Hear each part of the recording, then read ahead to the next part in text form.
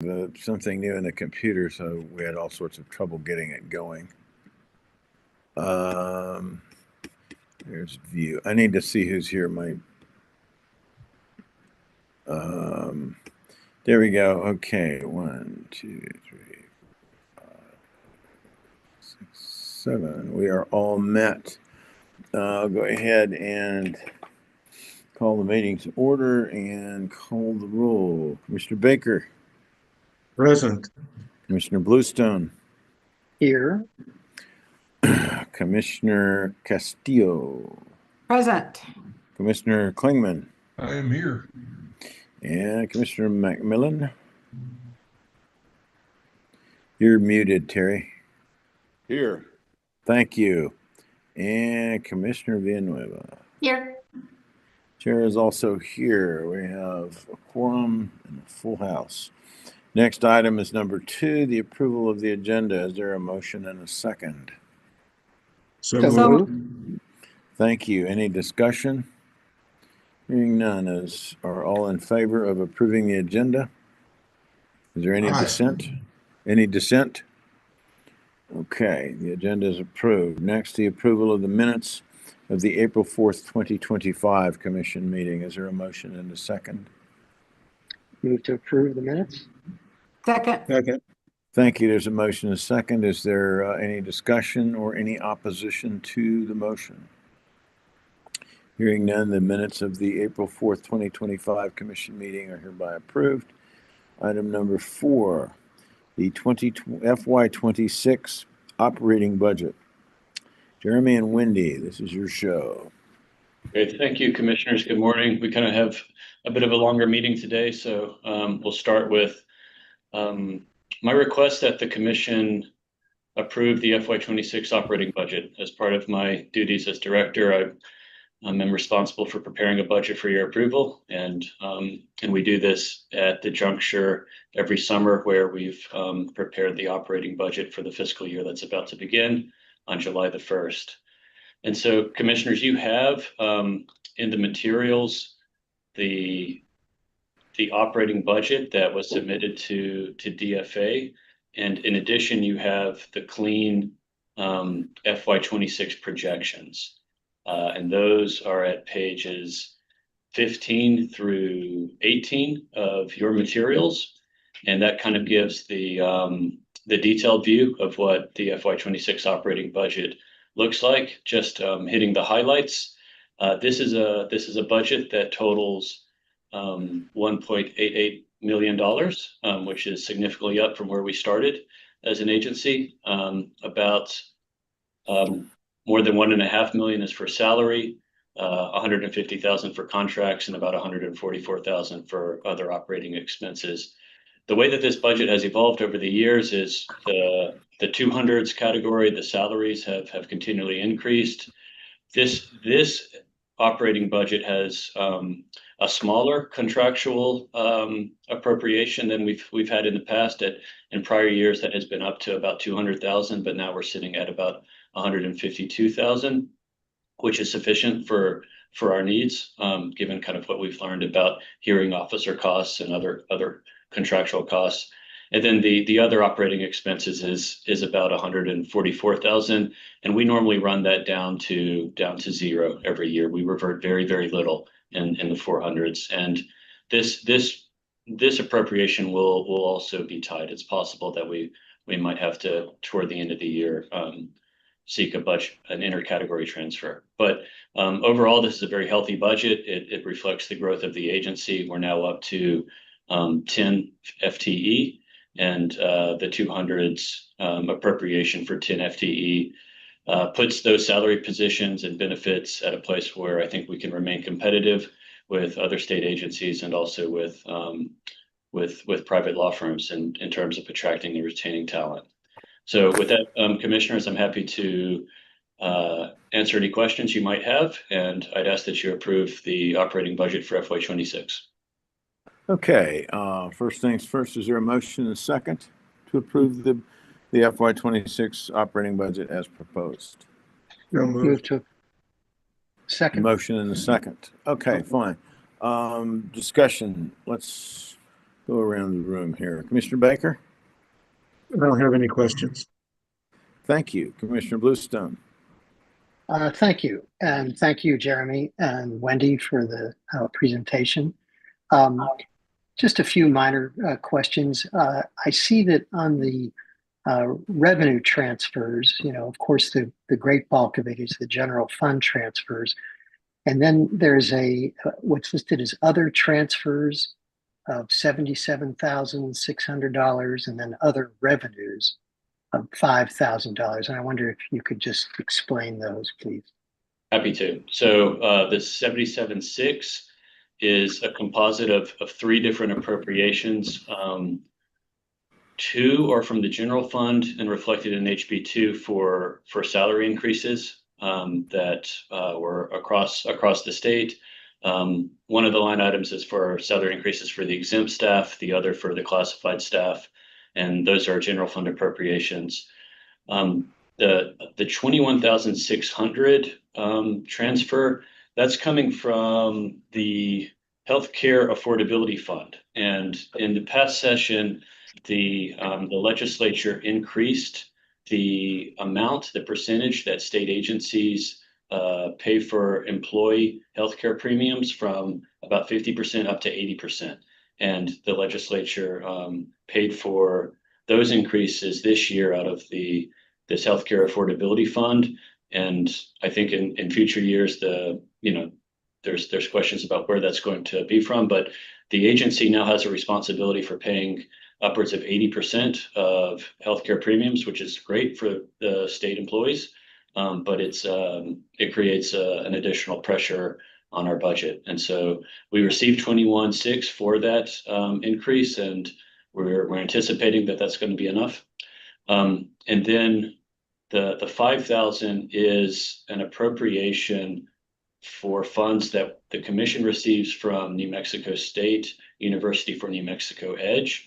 And that's for revenue that we receive when we provide trainings through New Mexico EDGE for the state and local government staff that take those courses. And so that 5,000 is an appropriation that reflects that amount. Thank you. And then you commented on the contractual services being decreased from the 211,000 in the fiscal year 25 budget to 151,900 in the proposed fiscal year 26 budget. And you're comfortable with that, you say, based upon the expenditures that have been made to hearing officers. And I certainly am pleased to hear that. But I wonder, are there other items that need to be covered in contractual services besides the hearing officers, and how are you anticipating dealing with those?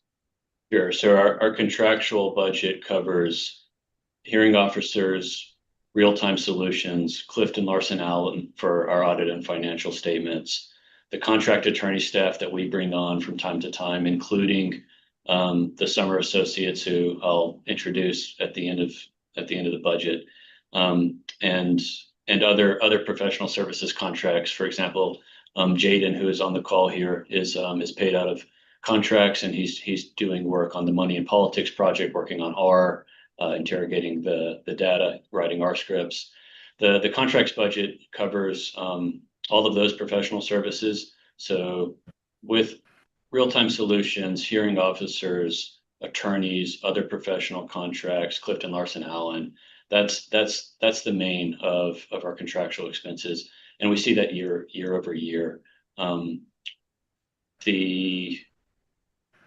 Traditionally, what we've done with this budget category is we've made intercategory transfers from the 300s to the 200s year over year in order to hire at competitive salaries. And so that's something that I guess you could say the LFC has caught up to, and they realize that we have been moving money from the 300s to the 200s for the purpose of building a staff at competitive salary points. And I suppose, yeah, they caught up to us, and they've whittled the contracts budget down a little bit. but really it more accurately reflects the totals that we're spending on contracts.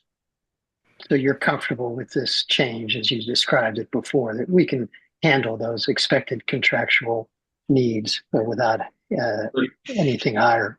For sure I am. And I'm also comfortable because in the last session, in HB2, the commission also received a $100,000 special appropriation that's authorized for expenditures not only in FY26 but in FY27. And we've already spent about 20,000 of that on security infrastructure upgrades, but the appropriation language that attached to that special appropriation enables us to cover more than just security. And so there is money available if we get really tight. Well, that's comforting to know. Thank you for that. And then could you comment also, please, on the 400, the other expense category of 144,000, just what that covers and how that's gone historically? Sure. This is all the cost by which we run the agency. So all of the assessments that we receive monthly from DoIT for internet services are paid out of this amount. The rent that we pay to the University of New Mexico for our office space is paid out of this amount. All of the travel expenses, the travel reimbursements are paid out of the 400s. All of our supplies, all of our IT, all of our computing equipment, basically any expense that would be required to run an operation that's not salary and not contracts is out of this amount. Okay. And then on to page 17 of our materials. I was wondering if are we covered okay with our risk management need for our attorneys? And I see there's an employee liability insurance premium and attorney services for $40,000. I'm just wondering where is the risk management needs covered, and are we okay, do you think, with if we need additional coverage when we get sued? We are. So we pay risk management approximately $1,700 a year for employee premiums. I'm sorry, for premiums for risk management's coverage, both for liability and for defense. And we make our premium payments on the schedule that risk bills us, and that fully covers what we're entitled to under the certificate of coverage. And so the certificate of coverage speaks to the cases in which risk management will provide contract defense counsel, but that certainly covers any suit against the agency and any suit against you as commissioners, as we've seen in the litigation with the New Mexico project. And if the commission desired additional defense counsel, we do have some available budget for that. But I think in the main, if we get into litigation in a defensive posture, it would come from risk management. A pretty good coverage for $1,700 a year to get all that from risk. It is, and we've anticipated that premium amount will increase over time as the commission confronts more suits, and with the advent of the New Mexico Civil Rights Act, I think that's likely over time that we'll see counterclaims against the agency as such. And yeah, I anticipate this line item to increase over the years to come. And when you refer to us possibly getting other attorneys besides those covered by risk, is that what the 40,000 attorney services would be available for, or is there something else? It would be monies that come out of the 300s budget category. I mean, one thing to remember anytime you're reviewing the agency's projections going forward, we're not committed to the amounts set forth in the account codes. That's just how we're planning and projecting expenses. we are committed to the totals in each of the budget categories, and to move money between the budget categories requires the approval of DFA and LFC. But the projections in the individual account codes are fluid, and we can reposition if we need to, if we really need to hire, to put a small purchases professional services contract up to the full $60,000 amount for additional attorney defense work. We would rearrange the projections in the account codes to cover that and to plan for that. Good. Well, thanks for all that, Jeremy. It's helpful. Thank you. Celia? I don't have any questions. Good job, Jeremy. Thank you. Our friend from down in southeastern New Mexico, Judge Klingman, you got anything you'd like to? Well, I just had one question, Jeremy. It looks like from the updates that we're going to have to pay some damages in that Shearer case. Is that budgeted? So Chair and Justice Klingman, we've already paid that. That was out of FY25 money. Okay. Yeah, I think we've already accounted for that. But Wendy, if I'm wrong about that, and that's an FY26 projection, please correct me. But I believe it's been paid because the case has been dismissed. Okay, thank you very much. Thank you. Commissioner McMillan? I have no questions. Thanks. Thank you. Commissioner Villanueva? Thank you, Jeremy, and thank you, Wendy. No questions. Thank you. Thank you, Judy. And I have no questions. Jared, can I ask a question? No, you passed. Sorry, too late. Go home. Yeah, Oh, wait, you are home. Go ahead. That'll teach me a lesson. Thank you, Judge. Go ahead. You mentioned risk management coverage. Would you briefly explain what risk management does and does not cover with respect to IPRA claims? Sure. So with respect to both IPRA and employment claims, risk management will provide a defense. The risk management will split on a 50-50 share any liability or damages that agencies incur in IPRA or employment claims. And that includes settlements? Yes, sir. Okay. Is that all? Yes. Okay. Thank you. There appearing to be no further discussion, I will go ahead and call the question for a vote. Commissioner Baker? Yes. Commissioner Bluestone? Yes. Commissioner Castillo? Yes. Commissioner Klingman? Yes. Commissioner McMillan? Yes. Commissioner Villanueva? Yes. Chair votes yes. Okay, the proposed FY26 operating budget is hereby adopted and approved. Thank you very much. Thank you for all the extraordinary hard work, Jeremy and Wendy, the far too unsung hero of all of this. So, Thank you, Chair. Before we move to the next items, would you entertain meeting our new contract staff who are appearing on the camera right now? Okay. Great. Let me change my view so that I can see them all. So we have here from the New Mexico School of Law, our law student summer associates, Cassandra Luna and Wiley Wagoneer.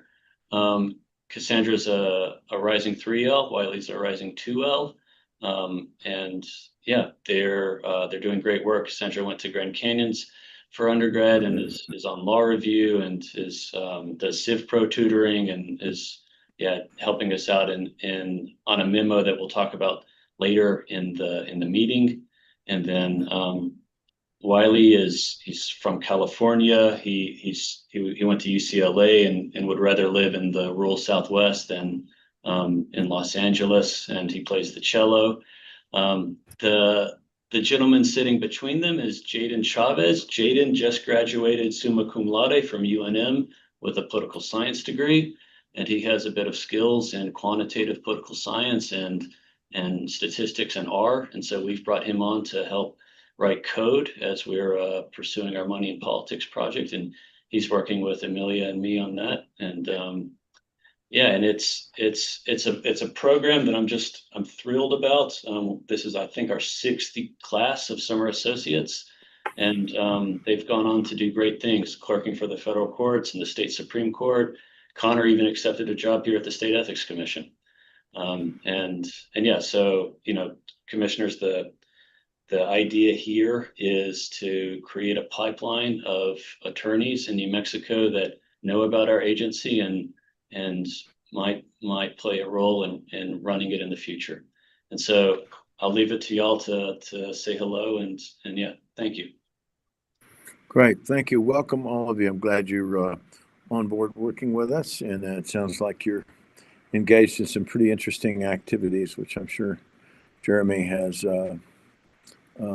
offered you more than enough to keep you busy. So anybody else, you want to welcome our new friends?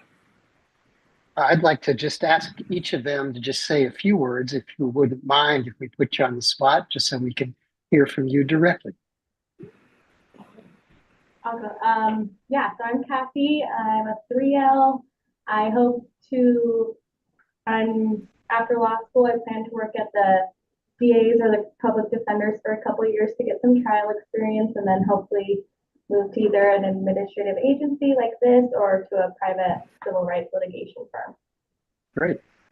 Thank you, Good Cassandra. morning. Good morning, commissioners. Jaden. My name is Jaden. As Jeremy mentioned, I recently graduated from UNM, and I'm here for the summer to help with data analysis in the Money in Politics project. After the summer, I'm moving to Spain for 8 months, where I'm going to be teaching English, and then when I come back, law school's the plan. Sounds great. Whereabouts in Spain? I don't yet know the specific city, but the region is Castilla y León. The program I'm doing, takes a little bit for them to figure out where exactly we're all headed. Doesn't matter. It's all great. It's all great.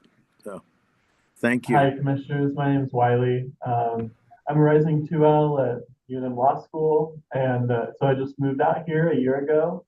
And I'm interested primarily in environmental law, admin law, so this is kind of a perfect introduction for me. Great. Great. Thank you. Okay, thank you. I just want to say that, Wiley, I think you've got the perfect first name for a lawyer. Right. Thank you. That's a compliment in our profession. Yeah. Okay. Thanks very much. Thank you, Jeremy. Thank you. All right. Now we'll move on to agenda item number 5, which is advisory opinion 2025-02. Casey, I believe this is yours. Good evening, Chair and Commissioners. All right, so we've got a few opinions on your desk today. You'll note we've started doing something a little bit different. We received a recommendation that when the commission issues an opinion, that it include at least a little bit of a short title, so it's easier to identify which number belongs to what opinion. So you'll note that those have been included in these opinions. If the commission has any concerns with that or thinks that they don't accurately reflect the opinion, we're of course happy to change that. But I did want to flag that. And with that, I'm happy to get started. So the draft opinions for 2025-02 and 2025-03 include interrelated issues. They address separate questions, but there are a lot of sort of overlapping legal issues or legal provisions. And so there are cross citations between the two opinions. If the commission elects to issue only one of the opinions or changes either of the opinions, we'll of course update those to reflect those changes. So with that, I'll start with 2025-02, which is the Governmental Conduct Act and outside employment. And this opinion asks whether the Governmental Conduct Act prohibits a public employee from holding a second job. And the answer is, as a general matter, the Governmental Conduct Act does not prohibit a state employee from accepting private employment, other employment, in addition to their state employment. Under the Governmental Conduct Act, there are a couple other provisions that touch on this issue, but none of them outright prohibit having dual employment. So the first one, section 4.3, provides that it is unlawful for a state agency employee or local government agency employee who is participating directly or indirectly in the contracting process to become or to be, while such an employee, the employee of any person or business contracting with the governmental body. So if a public employee's job includes working on contracting, they can't also be working for somebody who's providing bids, who's trying to contract with that agency. Similarly, section 13.2 provides that an employee can't accept employment and an offer of an employment from an entity or a person over whom the employee has regulatory authority. So if the public employee is in a position that has regulatory authority over some person, some corporation, they can't accept an offer of employment while maintaining that regulatory authority. And there are other outside restrictions that could affect whether a public employee can accept a separate position. So as we'll discuss in the next opinion, the positions can't be incompatible. There may be other specific restrictions on certain positions. An attorney, for example, has certain ethical duties related to representation of a public organization, a public body, that could limit what types of positions they could take. And while it should be obvious, it's worth noting that the public employee can't be employed in a second position that is paying the employee for the work that they're doing as a public employee. And the only other requirement under the Governmental Conduct Act is that the public employee disclose the additional employment in writing to the employee's public office. And so with that, I will stand for questions on opinion in 2022-02. Thank you.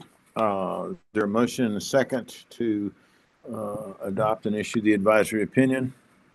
So moved. Thank you. Discussion. Commissioner Baker? No questions. Thank you. Commissioner Bluestone? No questions. I think it's very well done. Thank you, Casey. Thank you. Commissioner Castillo? No questions. Good job. Thank you. Commissioner Klingman? No questions. Commissioner McMillan? I have no questions. Thank you. Thank you. Commissioner Villanueva? No questions. Thank you. Thank you. Chair is without questions also. All right. It's been moved and seconded to adopt and issue the advisory opinion in case number 2025-02. Commissioner Baker, how's your vote? Commissioner Yes. Bluestone? Yes. Commissioner Castillo? Yes. Commissioner Klingman? Yes. Commissioner McMillan? Yes. Commissioner Villanueva? Yes. And the chair votes yes. Thank you. Let the opinion issue. And then as to 2025-03. All right, Chair, Commissioners, Advisory Opinion 2025-03 asks a related but slightly more specific question. This question is whether a district legislative aide is permitted to also hold full-time employment with another state agency. The district legislative aides are new. They are, each legislator is now permitted to hire a district legislative aide. They assist the legislator in performing certain tasks. The Legislative Council Service or the Legislative Council has adopted policies regulating district offices and the district legislative aides. I think it was in November. I don't remember off the top of my head the number, but the commission issued an opinion related to district legislative aides that said that the district legislative aides are covered by the Governmental Conduct Act. They're subject to the Governmental Conduct Act. So that's just a little bit of background. Turning to the question at hand, the answer again is that generally district legislative aide would be permitted to hold a second employment position with another state agency, so long as they meet the requirements of each position, that they're meeting the performance duties of each position, They disclose the position in writing to each office, and they don't take any official acts in one position that would affect the other. So as long as they're meeting the requirements, the conflict of interest requirements and the disclosure requirements of the Governmental Conduct Act, and the positions are not incompatible, the district legislative aide may hold full-time employment with another state agency. So walking through the opinion, the courts, well, the state law has looked at incompatibility of positions in two ways. The first way is physical incompatibility. And Section 10.6.3 provides that a public employee is deemed to have resigned from and to have permanently abandoned his public office of employment if the employee fails for a period of 30 successive days or more to devote his time to the usual and normal extent during ordinary working hours to the performance of the duties of such public office and employment.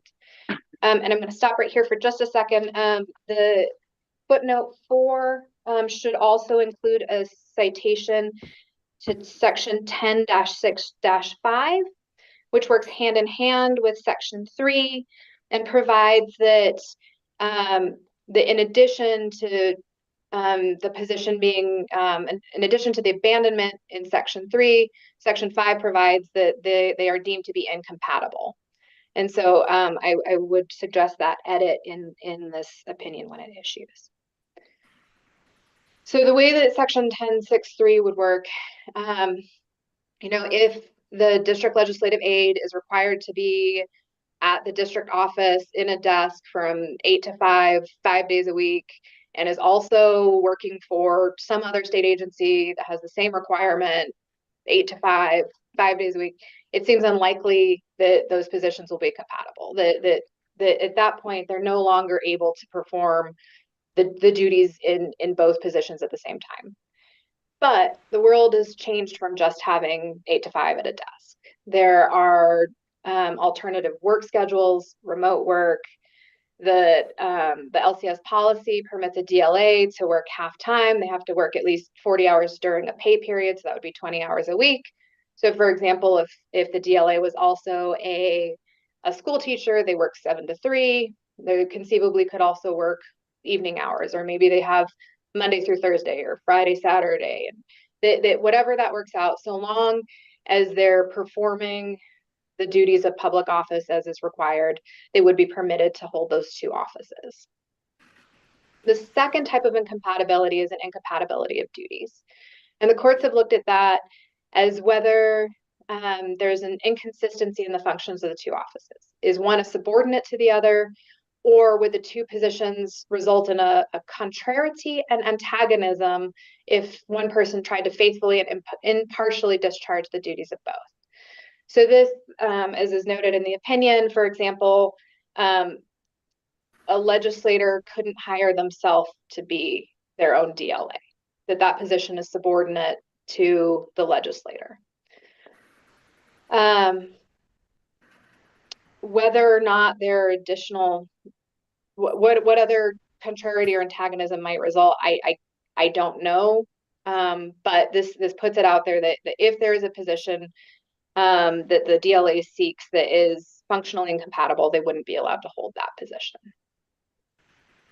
So then generally the Governmental Conduct Act has specific disclosure and conflict of interest requirements for a DLA holding two positions. The first, as I mentioned, under 2020-502, they must disclose their secondary employment. So they would have to disclose that both to their supervisor with the DLA as well as the other state agency, so everyone knows that they're holding both positions. And then just sort of getting into a few of the specific conflict of interest provisions. A DLA would be prohibited from negotiating with another state agency for employment. That's included under financial interest is negotiations for employment. They would be prohibited from having those negotiations if they know that one of their official acts might affect that employment. So if somehow the DLA is tasked with making official approval or disapproval related to another state agency, where the DLA should know that might affect their chances of getting hired somewhere else, they'd be prohibited from accepting that employment or entering into those negotiations. And as always, a public employee holds their positions of public employment as a public trust. So to the extent a DLA encounters a situation where the obligations of the DLA conflict with the DLA's obligations to another state agency, the DLA would be required to disclose the conflict and decline to take any action which would breach the public trust for either position. And so short answer is yes, they could hold both so long as they're not incompatible and so long as they're properly disclosed and don't run afoul of any of the conflict of interest provisions. With that, I will stand for questions on this opinion. Thank you, Casey. Is there a motion and a second to adopt and issue the advisory opinion in 2503? So moved. Motion to adopt with the edit that Casey recommended. Thank you. All right, so there's a motion and a second. Discussion, Commissioner Baker, anything? No, I just want to say that the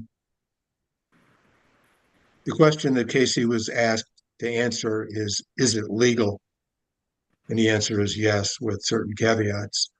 But I guarantee going forward, we're going to find instances where it is abused. So we'll just have to deal with that. Not we, but somebody's going to have to deal with that on a case-by-case basis. There are going to be people who are claiming, I'm doing work for my legislator, when in fact they're really doing work for the administration or vice versa. But thank you. Thank you. Commissioner Bluestone? Yeah, I think it's another excellent opinion, Casey. And I have no qualms about voting for it and supporting it. And I just want to add that I'm really impressed with the turnover that you do, both on these informal advisory opinions and on converting them into formal ones when requested. And it seems to me like we do a great job. And I wonder if you could comment, or maybe Jeremy is better to comment on how quickly you turn these things around when you get these requests, because my impression is you're really doing, and the office itself is doing a great job in responding to these requests in a very timely fashion, particularly in comparison to what I know has been the experience at the AG's office on their advisory opinions for many, many years. And I wondered if you could just comment a little bit about the turnover and the volume and how you're handling these. Yeah, so Chair, Commissioner Bluestone, the formal opinions are slightly different than the informal opinions. The statute, the State Ethics Commission Act, requires that if the commission receives a request for an advisory opinion, for a formal advisory opinion, that be issued within 60 days. And so that sets that time frame. And so, for example, on this one, not only did it make sense to review it in the same context with 2025-02, but waiting until August would be beyond that deadline. And so that can affect it. On the informal opinions, we endeavor to get those out in a couple of weeks. And that can depend on the complexity of the issue. That if it's lengthy, if it's, for example, the next opinion, which was converted from an informal opinion, that an opinion like that will take significantly longer than sort of a basic conflict of interest question. And so, we endeavor to get it out in a couple of weeks. Depending on the question, it may take a little bit longer. If the requester is under some time frame, we do try to take that into account, prioritize those that we've had a few of those where they need answers pretty quickly, and we do try to expedite those. And those informal requests, are those all public records too? Or are they confined to the person who requested them? Chair Lang, Commissioner Bluestone, the informal complaints are confidential. So all of the requests, every request is actually confidential. It's not subject to IPRA. And so when you see the request in here, it's removed all identifying information, so that the requester remains confidential. And do we routinely issue press releases whenever we release formal opinions like these? Chair Commissioner Bluestone, I don't believe we do, but Director Ferris can. No, often not. Maybe we have done for one or two advisory opinions over the years, but normally this isn't a matter for a press release. We do, however, contact the requester and let them know that the advisory opinion has been issued and it's published on New Mexico OneSource. Well, I would recommend you think about doing press releases. I would think that particularly on these that deal with these district legislative office and the one before on the what state employees can do. I actually think it might be some general interest, and I don't know that it would do any harm to do a press release, and might engender some more interest among the public on what the commission is doing. So I would recommend you consider that. But thank you. Very well done, John. Thank you. Commissioner Castillo? I don't have any questions, but I want to say it's very well done. Thank you, Casey. Thank you. Commissioner Klingman? No questions. Thank you. Commissioner McMillan? Thank you. I just want to say that Commissioner Baker's observations are pertinent in my opinion. I would just make this observation. My understanding, and perhaps someone who knows more about this, is that the legislator hires the legislative assistant. Is that correct? Chair Commissioner McMillan, that's my understanding. And then there's sort of this overlapping between the district offices, legislative council service, and the DLA's supervising legislator. But yes. Okay, so I would just make the observation, some of the problems that might arise in terms of conflict of interest with respect to the selection of a particular legislative assistant will be obviated by the fact that I don't think a self-interested legislator will commonly choose a state government employee as their legislative assistant. That's all I have. Thanks. Thank you, Commissioner McMillan. Commissioner Villanueva? No questions, thank you. Thank you. Nor do I. All right. Moved and seconded to adopt the advisory opinion in 2025-03, the extraordinarily well-written, as usual, from Casey. And so we'll move to a vote. Commissioner Baker? Yes. Commissioner Bluestone? Yes. Commissioner Castillo? Yes. Commissioner Klingman? Yes. Commissioner McMillan? Yes. Commissioner Villanueva? Yes. And chair votes yes. It's adopted. Let it issue. Thank you very much, Casey, for your usual good work.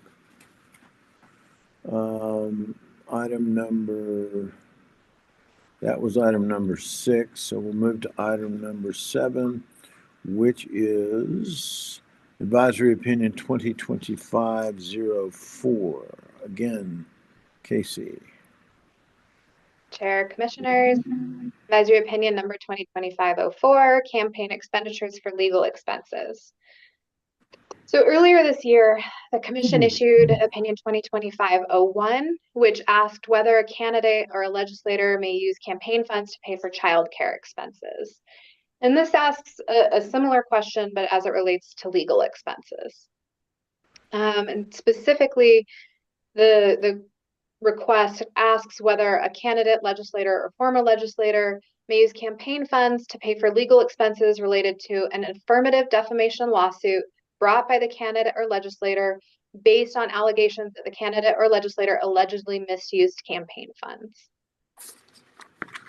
So starting from the top, the Campaign Reporting Act generally prohibits has a prohibition against the expenditure of campaign funds unless it meets one of the enumerated exceptions. The first two exceptions are expenditures for the campaign and expenditures of legislators that are reasonably related to performing the duties of the office held, including mail, telephone, and travel expenditures to serve constituents, but excluding personal and legislative session living expenses.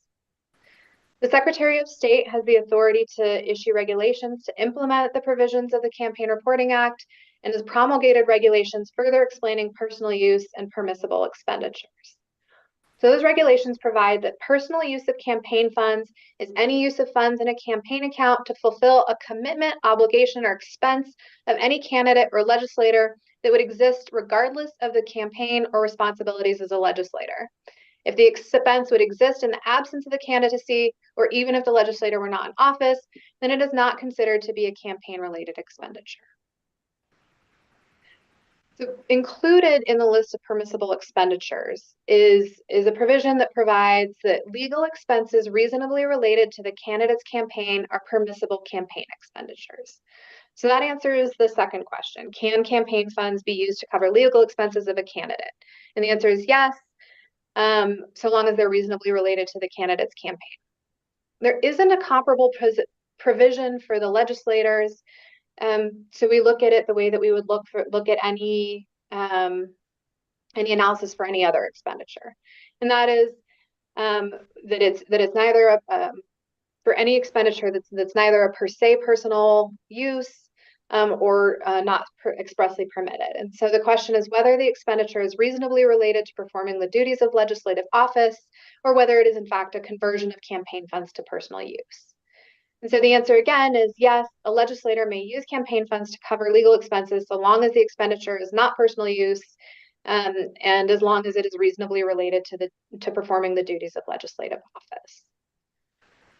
Turning to the specific question, a legislator, former legislator, or a candidate may use campaign funds to pay for legal expenses to bring a defamation lawsuit as a plaintiff, provided that the underlying allegations are reasonably related to the legislator or former legislator's legislative duties or to a candidate's campaign. And so that would be in contrast, for example, to a divorce.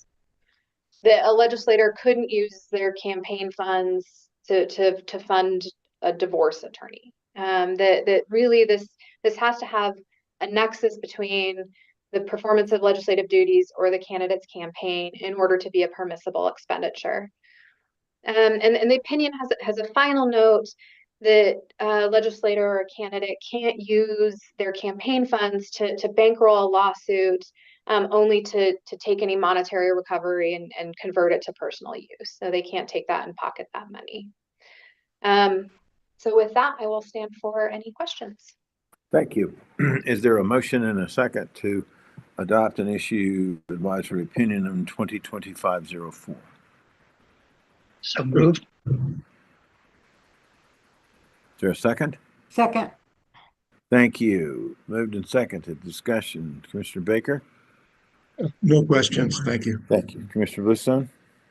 No questions. I'd just like to add the comment that I think particularly since we're doing three these opinions today, that it would warrant consideration for a press release to just note that these three opinions have been issued and give more public information out there about what the commission is doing. I think these are interesting issues. They may get picked up, they may not, but I would recommend that be considered. Thank you. Commissioner Castillo?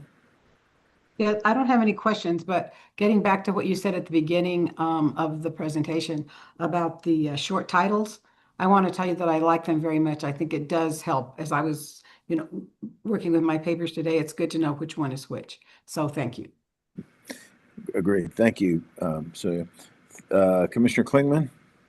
I just have a question. Wendy, how do other states handle this? So, Chair Lang, Commissioner Klingman, I was able to locate a few state opinions on it. As you'll note, the Federal Election Commission has largely come to the same conclusion that's reached here. That as long as it's reasonably related to the office or reasonably related to the campaign, that campaign funds may be used for legal expenses. The handful of cases I was able to locate on state issues came to a similar conclusion as well. Okay. Thank you very much. Thank you. Commissioner McMillan? I have no questions. I do have one observation with respect to part 3 of the question. And based on my own experience, having consulted back in the day with an attorney about pursuing such a case arising out of a political campaign, probably pursuing a case of defamation arises out of a political campaign is likely fruitless. The opinion that I got being that the court system gives wide First Amendment latitude for what is said and presented to the public during the course of a campaign. So a candidate expending funding from their coffers for such a suit would likely be wasted. That's just an observation. That's all I had. Thank you. That's a valuable one. Chair Ling and Commissioner McMillan, Commissioner Yeah. Klingman. I would say I was not able to locate a case specifically dealing with a defamation suit. That there were a few that dealt with affirmative litigation, but I was not able to locate an opinion dealing with legal expenses related to a defamation suit by a campaign or a legislator. Thanks, Casey. Commissioner Villanueva? No questions. Thank you very much. All right. Chair has no questions. All right. It's been moved and seconded to adopt and issue advisory opinion 2025-04. And your vote is Commissioner Baker? Yes. Commissioner Bluestone? Yes. Commissioner Castillo? Yes. Commissioner Klingman? Yes. Commissioner McMillan? I vote yes. Commissioner Villanueva? Yes. Thank you, and the chair votes yes. Thanks, Casey, and it's a big day for you here. You have the next item as well, which is the notice of proposed rulemaking, which is all the materials were sent out earlier, so I'm sure everyone is well aware of what we're doing. Casey, floor's still yours. Okay, Chair, Commissioners. The Commission is authorized to develop, adopt, and promulgate rules necessary for it to implement and administer the provisions of the State Ethics Commission Act. And it has done so, and those rules are located in Title I, Chapter 8, Parts 1 through 5 of the New Mexico Administrative Code. The Commission staff regularly reviews the rules to ensure their clarity and their accuracy. Sometimes it may come up that while in practice, we run across something that is clear or that should include an express authorization from the commission. And so really what or if there's a change in law. And so there hasn't been a change in law. And really what we're looking at here is sort of cleaning up the rules, ensuring clarity and accuracy. The commission last updated its rules in 2023. And when it did so in 2023, in large part, that was motivated by a change to the State Ethics Commission Act, which changed the process for administrative complaints a little bit. Originally, the complaint would come in, the general counsel would investigate it and determine whether or not the complaint was supported by probable cause. The 2023 amendments to the State Ethics Commission Act changed that. So now the general counsel determines whether the complaint is frivolous or unsubstantiated. And if they determine it is not frivolous or unsubstantiated, it goes to a hearing officer to make that probable cause determination. In 2023, the commission updated its rules to reflect that change, but there were a few pieces that were there were a few oversights in making sure that was properly that change was made over all of the rules that dealt with that. So I'll walk through the rules just a little bit to explain where they came from, what these changes would do, and then walk through the timeline just a little bit. So the proposed changes to Part 1, the Commission is required by several of its statutes, the Campaign Reporting Act, the Lobbyist Reporting Act, Regulation Act, the Governmental Conduct Act, to first seek voluntary compliance before moving forward with an enforcement action. And the proposed rule would formally incorporate a compliance function into the assessments of informal complaints and investigations to make clear that those can result in a letter seeking compliance under applicable law. The rule also changes, it brings currently the regulation concerning open records and confidentiality lives under the administrative hearings rule. It more properly should be contained under the general provisions rule. And so this would move that, it repeals it from Part 3 and moves it to Part 1 and includes in it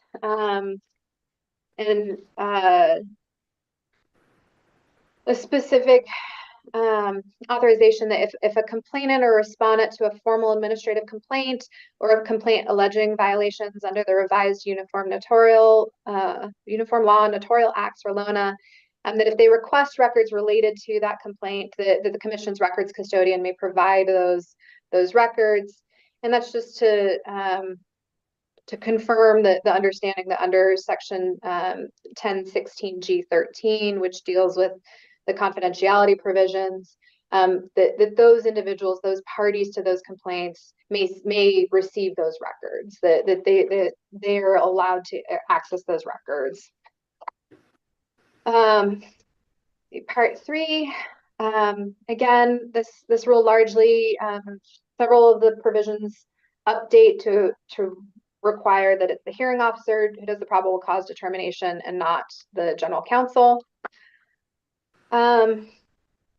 The first change really just specifically identifies when a complaint can be rejected. So the way that the Commission's complaint portal works, a complaint is submitted, it is reviewed to ensure that it complies with all the requirements that the Commission is required a complaint have, and then it's accepted and then processed from there. This rule would specifically outline when those can be rejected. And so these are very basic requirements, but it allows staff to cite back to this when they reject a complaint that says you didn't sign or swear it, it doesn't have contact information for one of the parties, it doesn't identify one of the parties. And then if it's filed, and any non-natural person, a corporation, is required to have an attorney. If it's not filed by the attorney, then that can be rejected, that they're required to be filed by an attorney. So that would make those changes. There's a minor change in that rule as well.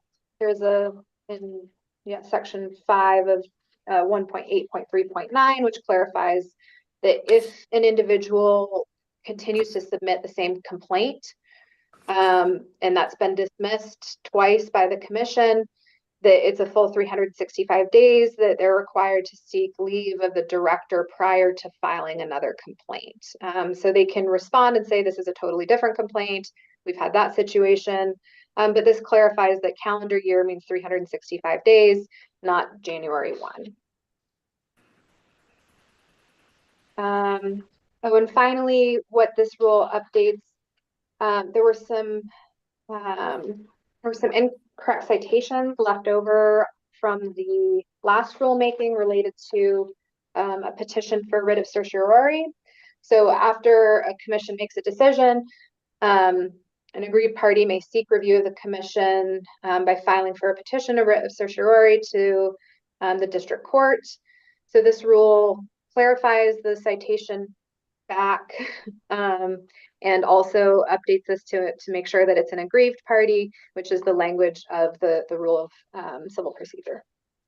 And again, it repeals the section on records and confidentiality, which has been moved to Part 1. The final changes would be in Part 5, which is the Commission's rule on RLONA, and it would incorporate a jurisdictional piece. And this has come up in situations where the Commission doesn't have jurisdiction because the notary doesn't have a commission, where the allegations in the complaint are too old for the Commission to review. And so that just ensures that there's a process to determine that before going through a full investigation, that the Commission does in fact have jurisdiction. And it also updates the appeals rule, again, to mirror the language in Rule 75. The timeline of this, so the rule, the Commission's required to provide 30 days for public comment. So if the Commission approves the notice of proposed rulemaking, the Commission will submit that by June 12th. It will be published June 24th, notifying the public that the Commission is considering these rules and that it's accepting public comment. And the commission will hold a rule hearing on August 1st. On August 1st, the commission will have another opportunity to review these changes, make any final edits, approve, disapprove the rules, hear additional public comment, make changes based on public comment. And if the commission decides to adopt the rules, those will then be submitted again to the New Mexico Register and published at the end of August. So with that, I will stand for any questions. Thank you. Is there a motion and a second to issue the notice of proposed rulemaking as outlined by Casey? So moved. Second. Thank you. It's been moved and seconded. Commissioner Baker? No questions. Thank you. Commissioner Bluestone? No questions. Commissioner Castillo? No questions. Mr. Klingman? Nothing. Commissioner McMillan? No questions. Commissioner Villanueva? Nothing, thank you. And the chair has no questions. Casey, once again, you've outdone yourself, which is getting less and less to be a big deal, frankly. We really appreciate your hard work, and there being no questions, no further discussion, I'll call the question for vote. Commissioner Baker? Yes. Commissioner Bluestone? Yes. Commissioner Castillo? Yes. Commissioner Klingman? Yes. Commissioner McMillan? Yes. Commissioner Villanueva? Yes. And the chair votes yes. The notice of proposed rulemaking as set forth will be issued. Thank you. Thanks for all your hard work today, Casey. Thank you, commissioners, and I would note that this is a full team effort, that we've got lots of people working on all of this stuff. So, well, that's good of you to note that. Thank you for driving that particular boat. All right. Is there a motion to go into executive session and a second to go into executive session pursuant to section 1015(1) H3 and 1015(1) H7 to discuss the matters identified in sections 9 through 11 of the agenda? So moved. Second. Thank you. It's been moved and seconded. Any discussion? Hearing none. Commissioner Baker? Yes. Commissioner Bluestone? Yes. Commissioner Klingman? Castillo, I'm sorry. Yes. Commissioner Klingman? Yes. Commissioner McMillan? Yes. Commissioner Villanueva? Yes. Chair votes yes. Okay, we will move into executive session, and please look at your screen and act accordingly. We'll take a 5-minute break.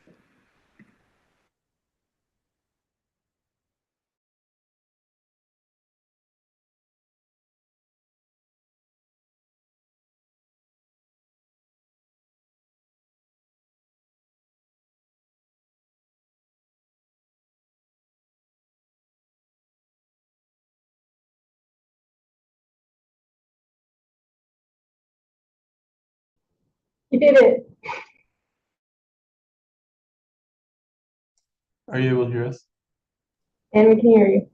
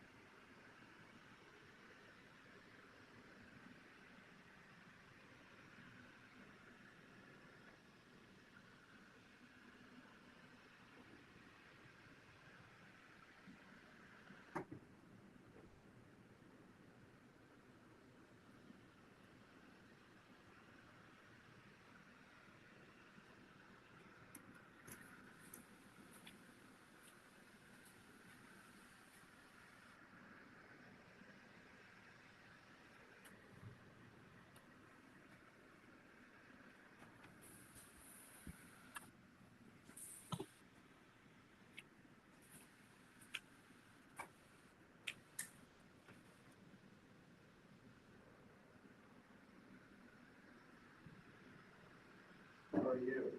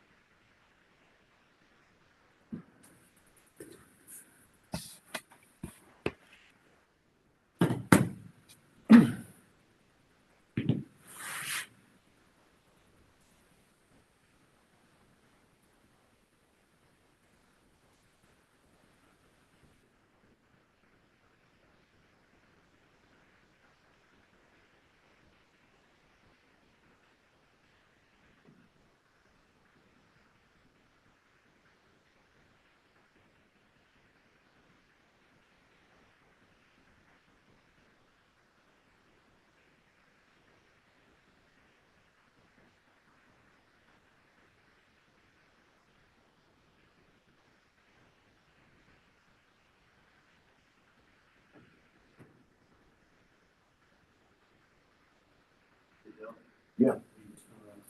Instead of us trying to figure out.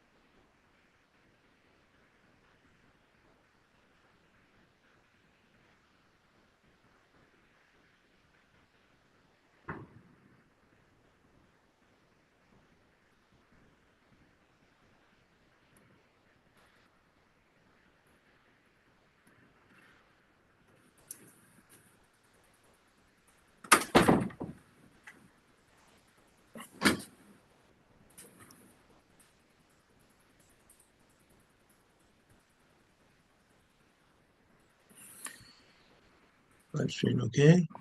There we go. Hey, Bill, can I have 12 seconds? 13. Thank you.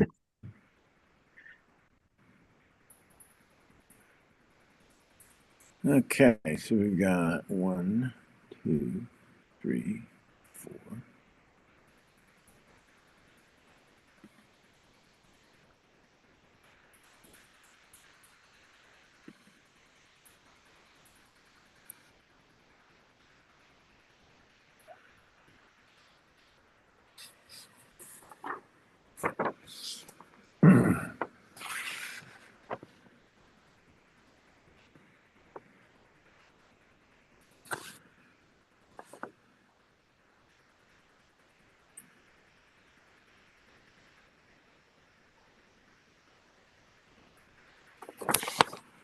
Okay, so I don't see Stuart and I don't see Terry.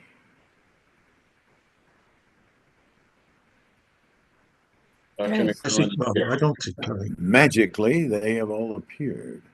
I see Terry's, Okay. there's Terry. Yeah. 2, 4, 1, 2. Keeps moving. There's Stuart. 1, 2, 3, 4, 5, 6, 7. All right, we are on that, and I will state for the record now that we are in open session that the matters discussed in the closed session were limited only to those specified in the motion for closure. So, with that having been said, let us move back to item number 12. Becky? Chair and Commissioner, staff requests the Commission to approve the settlement agreement in 2024 NP 07 in recommission of David Hicks. Thank you. Is there a motion and a second to approve the settlement agreement as set forth? So moved. Second. Thank you. It's been moved and seconded. Is there any discussion? Hearing none, we'll call for a roll. It is now time for a roll call vote. Commissioner Baker? Yes. Commissioner Bluestone? I vote no, because I would prefer to see at least a modest suspension, a more stringent penalty imposed than what's been recommended. Thank you. Commissioner Castillo? Yes. Commissioner Klingman? Yes. Commissioner McMillan? Yes. Commissioner Villanueva? Yes. Chair votes yes. The motion carries and the settlement agreement is hereby adopted. Thank you, Becky. Thank you. Okay. Agenda item number 13, Jessica? Thank you, Chair, members of the Commission. As to administrative complaint number 2025-12, I'm seeking a motion approving an order of dismissal for lack of jurisdiction. Yeah, and I meant to point out that item number 13.1 was withdrawn. That would be administrative complaint 2511. So we're on to number 13.2, which is administrative complaint 2512. Is there a motion and a motion, a second to dismiss the matter as suggested? So move. Second. Thank you. It's been moved and seconded. Is there any discussion? Hearing none. Commissioner Baker? Yes. Commissioner Bluestone? Yes. Commissioner Castillo? Yes. Commissioner Klingman? Yes. Commissioner McMillan? Yes. Commissioner Villanueva? Yes. And the chair votes yes. 2512 dismissed. Item number 3, 2513. Yes, Chair, thank you, members of the Commission. I am seeking a motion approving an order of dismissal for lack of jurisdiction in administrative complaint number 2025-13. Thank you. Is there a motion and a second? Motion. Thank you. Moved and seconded. Any discussion? Hearing none. Commissioner Baker? Yes. Commissioner Bluestone? Yes. Commissioner Castillo? Yes. Commissioner Klingman? Yes. Commissioner McMillan? Yes. Commissioner Villanueva? Yes. And the chair votes yes. Thank you. The motion to dismiss is granted. 2514. Chair, members of the commission, I am seeking a motion approving an order of dismissal for lack of jurisdiction in administrative complaint number 2025-14. Thank you. Is there a motion and a second? So moved. Thank you. Moved and seconded. Any discussion? Hearing none. Commissioner Baker? Yes. Commissioner Bluestone? Yes. Commissioner Castillo? Yes. Commissioner Klingman? Yes. Commissioner McMillan? Yes. Commissioner Villanueva? Yes. And the chair votes yes. 2514 is dismissed. 2515, noting Commissioner Castillo's recusal. Is there a motion and a second? So moved. Second. Thank you. Motion and second to dismiss the matter as proposed by staff. Any discussion? Hearing none. Commissioner Baker? Yes. Commissioner Bluestone? Yes. Commissioner Klingman? Yes. Commissioner McMillan? Yes. Commissioner Villanueva? Yes. And the chair votes yes. Thank you. 2516. Yes, thank you, Chair. Members of the commission, I am seeking a motion approving an order of dismissal for lack of jurisdiction as to administrative complaint number 2025-16. Thank you. Is there a motion, a second? So moved. So moved. Thank you. It's been moved and seconded. And is there any discussion? Hearing none. Commissioner Baker? Yes. Commissioner Bluestone? Yes. Commissioner Castillo? Yes. Commissioner Klingman? Yes. Commissioner McMillan? Yes. Commissioner Villanueva? Yes. And chair votes yes. The matter is dismissed. Thank you. 2517. Jessica? Thank you, Chair. Members of the commission, I'm seeking a motion approving an order of dismissal for lack of jurisdiction as to administrative complaint number 2025-17. Thank you. Is there a motion, a second? So moved. Second. Second. Thank you. Any discussion?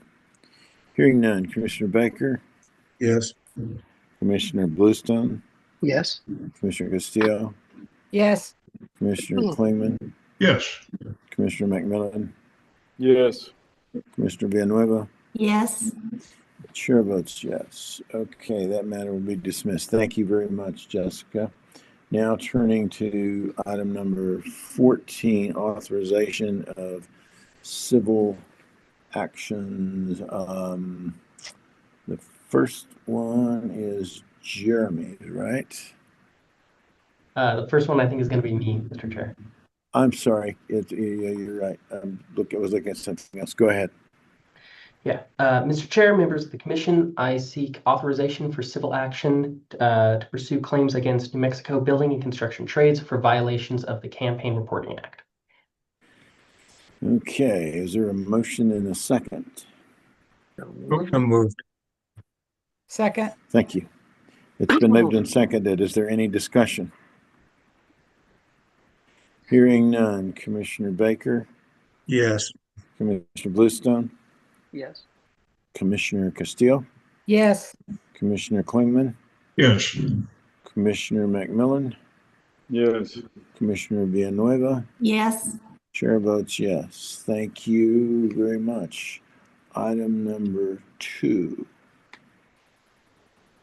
Mr. Chair, members of the commission, I seek authorization to file a civil action against Deming and the city of Deming and its councilors Irma Rodriguez and Joe Milo for violations of the Governmental Conduct Act. Mr. Chair, I will recuse from this matter. Right. Thank you very much. And Mr. Chair, I'd like to supplement the request for a motion to include approval for a subpoena as it relates to this case, if need be. Okay, with that supplementation, is there a motion and a second? So moved. Second. Thank you. Thank you. Any discussion? Hearing none. Commissioner Baker? Yes. Commissioner Bluestone? Yes. Commissioner Klingman? Yes. Commissioner McMillan, Yes. Commissioner Villanueva. Yes. Chair votes yes. Thank you, Connor.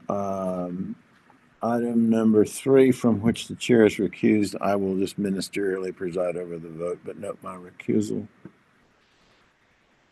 Chair and Commissioners, I seek the Commission's authorization to file a civil enforcement action against New Mexico Safety Over Profits for violations of the Lobbyist Regulation Act.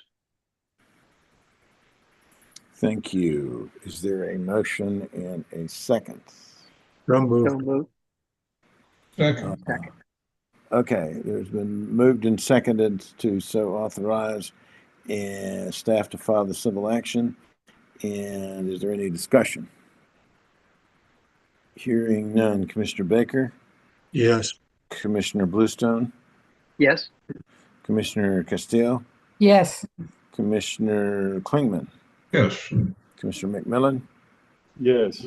Commissioner Villanueva, Yes. and the chair recuses. So the item is authorized. The action is authorized. Thank you, Jeremy. All right.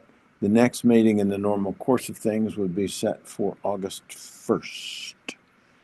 Anybody have a reason they would like to see that moved? Okay, next meeting will be August 1st. Public comment, Amelia, I will leave that to your capable hands. Mr. Chair, we did not receive any written public comments in advance of this meeting. However, if there are members of the public in attendance today, and if you wish to make a public comment, please unmute yourself, state your name, and provide your comment. You'll have up to 2 minutes to speak, and we ask that you please keep all comments respectful and relevant to the agenda. And Chair, I don't see anyone coming. I don't see anyone on the list or coming off of mute. Great. Thank you, Amelia. And thanks for your help in moving us in and out and having us where we're supposed to be. I don't have anything further on my agenda. Anybody else? Are we missing anything? Or Chair, one note on of levity. The Commissioner Bluestone this morning was attempting to text Amelia about the Zoom meeting, but as Sonny just texted me, he texted Sonny, who is in Japan with his spouse on vacation. And so Sonny says hello to everybody, and he seems to be doing very well. Well, that is good news indeed. As your ancestor in that chair, Amelia, and it has been a chair that has been well served. Commissioner Bluestone will get you the right number. Yeah, Sounds, but it's a nice excuse to hear from Sonny. exactly. All right. There being nothing further, thank you everybody for your good works and your attention today. We are adjourned. Thank you. Bye. Thank you.